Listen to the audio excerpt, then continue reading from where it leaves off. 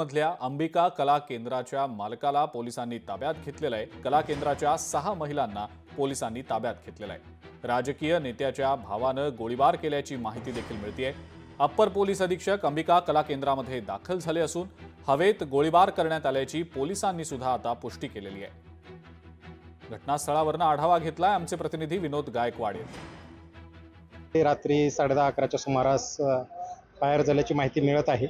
त्या अनुषंगाने मॅनेजरकडून तक्रार घेणं सुरू आहे। त्या तक्रारीच्या अनुषंगाने पुढील कायदेशीर कारवाई करण्यात येईल। पुणे जिल्ह्याच्या दौंड तालुक्यामधील चौफुलामधील जे काही न्यू अंबिका कला केंद्र आहे, या कला केंद्रामध्ये याच ठिकाणी या परिसरामध्ये खरं तर हा गोळीबार झाल्याचं खरं तर आता समोर येत आहे। पुणे जिल्हा ग्रामीण पोलीस याचं पथक खरं तर या ठिकाणी येत या ठिकाणची पाहणी केली।